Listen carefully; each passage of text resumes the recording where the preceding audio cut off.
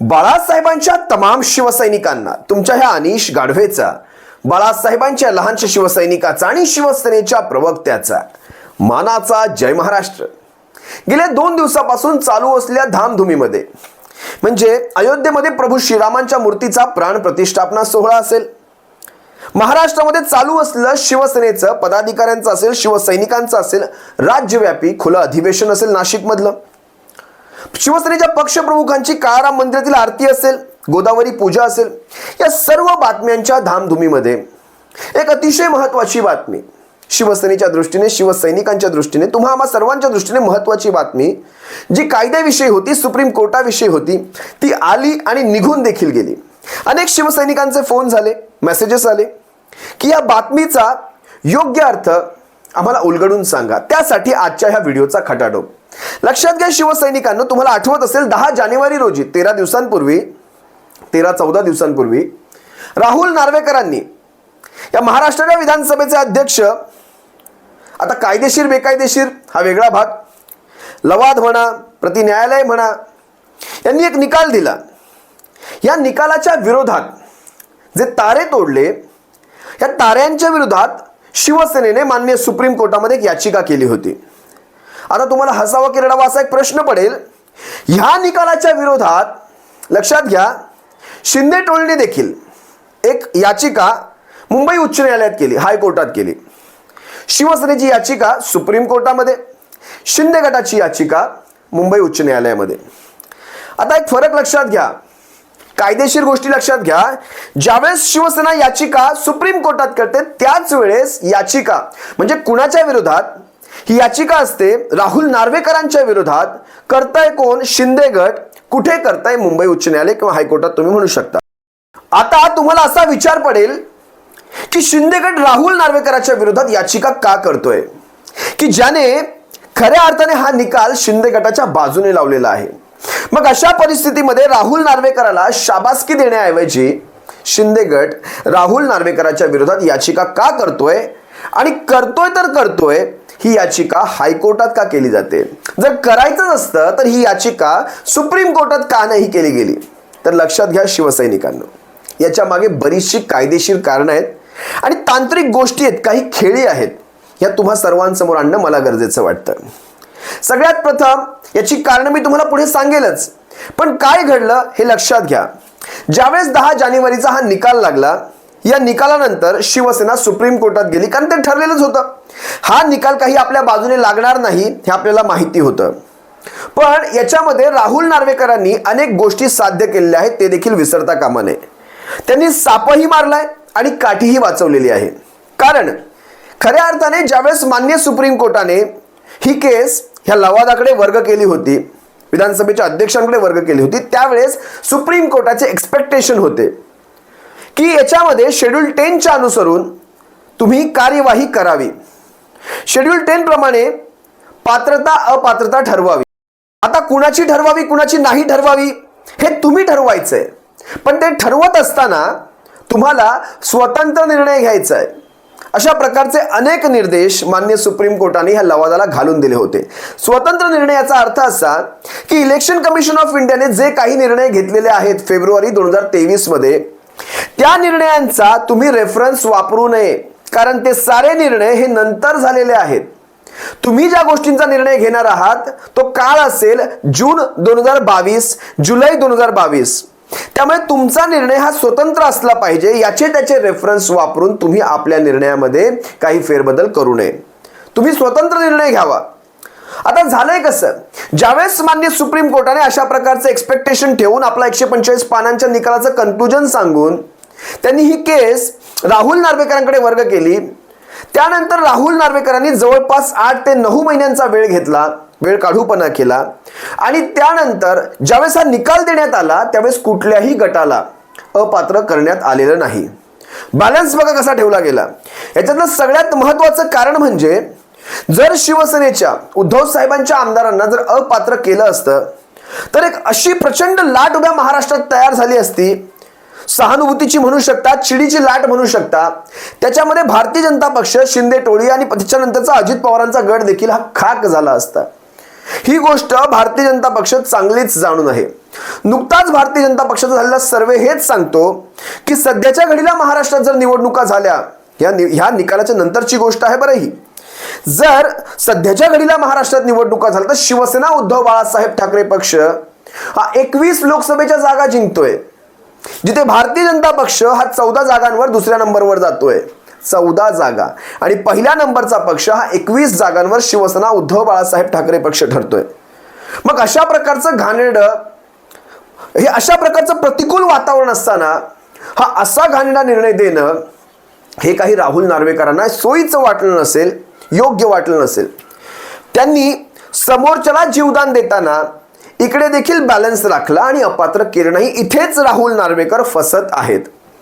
कारण schedule 10 split मान्य करत नाही.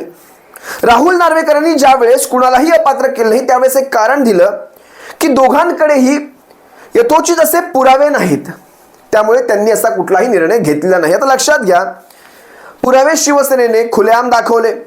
त्यानंतरची महापत्रकार परिषद वरळीतल्या डोंबमधली तुम्ही सर्वांनी पाहिली. आता हे सारे पुरावे सुप्रीम कोर्टाच्या दफ्तरी आहेत.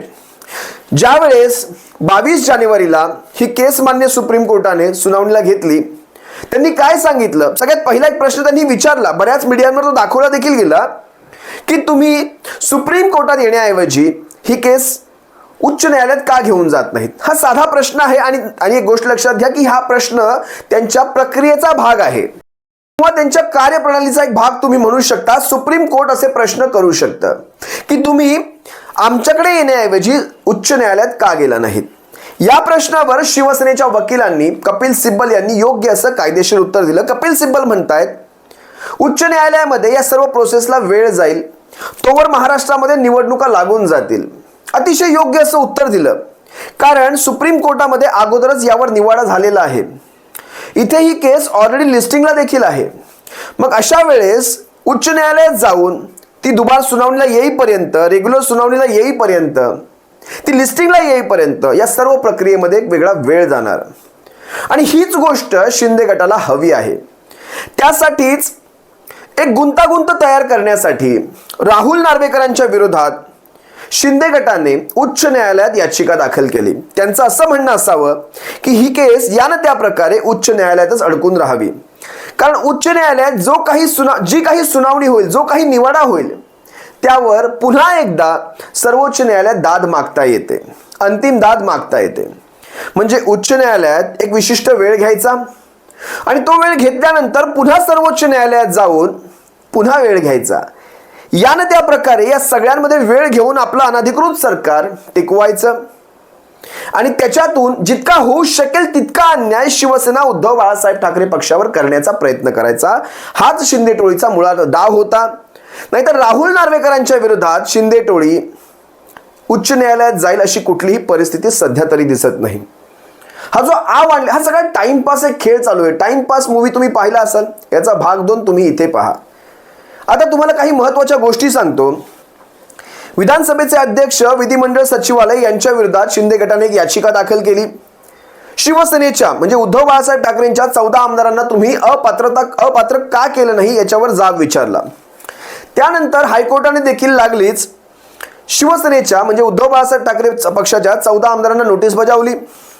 आता 2 कारणे लक्षात घ्या शिवसेना का सुप्रीम कोर्टात गेली होती. सगळ्यात पहिली, ह्या नोटिशीच्या विरोधात उच्च न्यायालयाने पाठवलेल्या नोटिशीच्या विरोधात सगळ्यात पहिलं कारण. आणि दुसरं कारण म्हणजे 16 आमदारांची अपात्रता तुमच्या आदेशानंतरही झाली नाही. शेड्यूल 10चं उल्लंघन झालेलं आहे. तुमच्या निर्णयानंतर ह्यांनी जो निर्णय घ्यायचा होता तो घेतला गेला नाही. ना आम्हाला अपात्र केलं, ना शिंदे टोळीच्या आमदारांना अपात्र केलं. या 2 कारणांसाठी शिवसेना मान्य सर्वोच्च न्यायालयात गेली. त्यावेळेस सर्वोच्च न्यायालयाने पहिला प्रश्न मगाशीच मी तुम्हाला सांगितलं, एक प्रक्रियेचा भाग म्हणून तुम्ही हायकोर्टात का गेला नाहीत. एकनाथ शिंदेंना जे हवं होतं ती हीच गोष्ट, उच्च न्यायालयात ही केस चालावी, सर्वोच्च न्यायालयात नाही. कारण वेळ घालवता येणार, कुठेतरी वेळ कसा वापर केला जातो पहा. या सगळ्या प्रक्रियांचा वापर केला जातो. कपिल सिब्बल यांनी दिलेल्या उत्तरावर सुप्रीम कोर्टाने ही याचिका स्वीकारलेली आहे. त्यानंतर सुप्रीम कोर्टाने या 40 आमदारांना नार्वेकरांसकट नोटीस बजावलेली आहे. ही सगळ्यात महत्त्वाची आणि जमेची बाजू आहे. आता पुढची सुनावणी ही सुप्रीम कोर्टातच होणार. त्यानंतर शिवसेनेची आणखी एक मागणी होती की जी याचिका मुंबई उच्च न्यायालयामध्ये शिंदे गटाकडनं करण्यात आलेली आहे ती याचिका देखील आपण आपल्याकडे घ्यावी.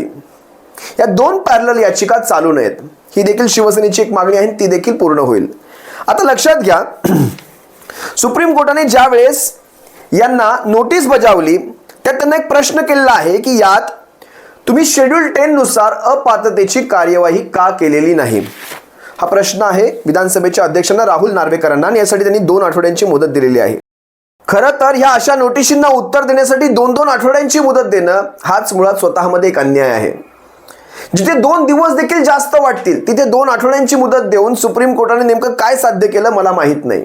पाहूयात नेमकं 2 आठवड्यात आता राहुल नार्वेकर काय उत्तर सादर करणार आहेत, कुठच्या दर्जाला जाऊन खोटं बोललं जाणार आहे आता आपण पाहूयात. खऱ्या अर्थाने राहुल नार्वेकरांनी 10व्या सूचीचं अनुपालन करून घ्यायला हवं होतं. 10व्या सूचीप्रमाणे पात्रता अपात्रता ठरवायला हवी होती, पण तिथे कुणालाही अपात्र न करून त्यांनी एक बॅलन्स साधायचा प्रयत्न केला. ही राजकीय सूझबूझ तुम्ही म्हणू शकता. ना 10व्या सूचीचं पालन झालं ना त्याप्रमाणे कुठलीही कारवाई झाली, कुठल्याही निर्देशाचं पालन केलं गेलं नाही जे सुप्रीम कोर्टाने घालून दिले होते. त्यानंतर विचार करा, कोणत्याही गटाला अपात्र न करणं हा त्यांनी एक उत्तम राजकारणी असल्याचा एक परिचय प्रत्यय दिलेला आहे. या मातब्बर राजकारण्याला राहुल नार्वेकरांना महाराष्ट्रातल्या पुढच्या कित्येक पिढ्या एका वेगळ्याच कारणासाठी लक्षात ठेवतील आणि ते कारण चांगलं नसेल. असो, ज्या वेळेस सर्वोच्च न्यायालयाने ही 16 आमदारांच्या अपात्रतेची केस विधानसभेच्या अध्यक्षांकडे राहुल नार्वेकरांकडे वर्ग केली त्यावेळेस त्यांनी एक कारण दिलं होतं आणि ते कारण होतं विधानसभेचे अध्यक्ष असतील, राज्यपाल असतील, इलेक्शन कमिशन ऑफ इंडिया असतील, हे एक लवाद आहेत, ट्रायब्युनल आहेत. भारताच्या संविधानातील तरतुदीप्रमाणे यांना काही विशेष अधिकार देण्यात आलेले आहेत.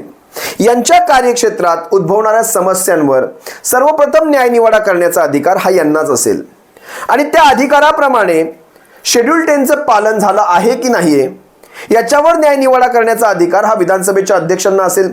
जसं तुम्ही पाहिलात, नाव कुणाचं, चिन्ह कुणाचं, पक्षाचं नाव आणि चिन्ह कुणाचं हा अधिकार इलेक्शन कमिशन ऑफ इंडियाचा, किंवा बहुमत चाचणी बोलावणं न बोलावणं राज्यपालांचा. या सगळ्या पॉवर ऑफ सेपरेशनच्या अंतर्गत जे काही अधिकार यांना देऊ केलेले आहेत त्याचा इथे रेफरन्स घेण्यात आला. मग मला चला हेही बरोबर आहे, न्यायालयाने भारताच्या संविधानाचा दाखला देऊन यांना यांचे अधिकार दिले. मग मला एक साधा प्रश्न पडतो, ज्यावेळेस नरहरी झिरवळ उपाध्यक्ष यांनी या 16 आमदारांची अपात्रता केली होती, तेही उपाध्यक्ष होते, अध्यक्ष नसतील तेव्हा उपाध्यक्ष हा अध्यक्षच तुम्ही समजून जा. मग नरहरी झिरवळांच्या त्या निर्णयामध्ये मात्र ढवळाढवळ झाली, त्यांच्या अपात्रतेला तुम्ही खारिज केलं, ते कट केलं. तो पहिला. दुसरं बघा, ज्या वेळेस यांना मुदत वाढवून दिली, शिंदे टोळीच्या आमदारांना मुदत वाढवून दिली, कारण त्यांनी काय सांगितलं, नरहरी झिरवळांनी नैसर्गिक न्यायाप्रमाणे 7 दिवसांची मुदत द्यायला हवी होती, तुम्ही 48 तासांची मुदत दिली. मग यांनी यांना मुदत वाढवून दिली, पण ह्या वाढवून दिलेल्या मुदतीमध्ये ज्या कामासाठी ही मुदत वाढवून दिली ते न करता यांनी काय केलं, बहुमत चाचणी बोलावली. बहुमत चाचणी ज्यावेळेस बोलावली, तुम्हाला माहिती होतं की आता बहुमत राहिलेलं नाहीये. मग ही बहुमत चाचणी ज्यावेळेस बोलावली त्यावेळेस शिवसेनेची जी याचिका मान्य सुप्रीम कोर्टात गेली की तुम्ही ही बहुमत चाचणी थांबवा, त्या बहुमत चाचणीला थांबवण्यासाठी सुप्रीम कोर्टाने कुठलाही हस्तक्षेप केलेला नाही, बहुमत चाचणी होऊ दिली. मग तुम्ही लक्षात घ्या, 16 आमदारांची अपात्रता ज्यावेळेस झिरवळांनी केली तिथे तुम्ही हस्तक्षेप केलात. मग तेही उपाध्यक्ष होतेच की, त्यांनाही भारताच्या घटनेप्रमाणे ते अधिकार दिले होतेच की. मग परस्पर हे अशा प्रकारचे निर्णय घेऊन आता बघा, खऱ्या अर्थाने जर हा झांगडगुत्ता कुठून चालू झाला असेल तर तिथून झाला. जर तिथेच हे 16 आमदार अपात्र झाले असते तर हा पुढचा सारीपाटाचा खेळ झाला असता का? किंवा तेही सोडा, जर ही बहुमत चाचणी सुप्रीम कोर्टाने हिच्यावर स्टे आणला असता तर हा पुढचा सारीपाटाचा खेळ झाला असता का? हा देखील एक महत्त्वाचा प्रश्न आहे. त्यामुळे जिथे पाहिजे तिथे हस्तक्षेप झाला आणि जिथे नाही पाहिजे तिथे हस्तक्षेप नाही केला गेला. जे काही घडलं ते घडलं, पण आता घडलेल्या चुकांना सुधारवण्याची एक नामी संधी चालून आलेली आहे.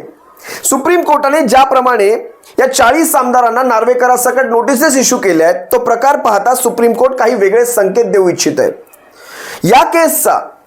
या आमदार अपात्रता केसचा भविष्यामध्ये देशभरात रेफरन्स घेतला जाणार. देशभर पक्षांच्या फोडीचा एक पेव फुटणार. देशभर लहान लहान पक्ष फोडले जाणार आणि या सगळ्या केसेसमध्ये महाराष्ट्राच्या या केसचा दाखला दिला जाणार. आणि ही गोष्ट माननीय सुप्रीम कोर्ट कधीही होऊ देणार नाही. कारण देशभर लोकशाही मजबूत करण्याच्या दृष्टीने या केसकडे पाहिलं जातं. या केसचा निकाल देशभरामध्ये भविष्यामध्ये रणकंदन माजवणार आहे. त्यामुळे या केसवर योग्य तो निर्णय जर आज झाला नाही तर मात्र लोकशाहीचं काही खरं नाही. नाहीतर आहेच मग कायद्याच्या चौकटीमध्ये बसवून पक्ष कसे फोडले जावेत याचं एक प्रशिक्षण केंद्र काढलं जाऊ शकतं आणि त्याचे अध्यक्ष असतील आमचे लवाद. त्यामुळे हे असले घाणेरडे प्रकार भविष्यामध्ये होऊ नयेत हीच आमची इच्छा. सर्वोच्च न्यायालयाने ज्या प्रकारे ह्या नोटिसेस इश्यू केल्या आहेत त्या प्रकारे हा सारा खेळ आता सर्वोच्च न्यायालयाच्या पायऱ्यांवर येऊन थांबलेला आहे. सर्वोच्च न्यायालय याच्यामध्ये कसा तोडगा काढतं आता हेच पाहायचंय. तुर्तास तुम्हा सर्वांची रजा घेतो शिवसैनिकांनो. प्रेम जय महाराष्ट्र. शिवसैनिकांनो काळजी घ्या. जय महाराष्ट्र.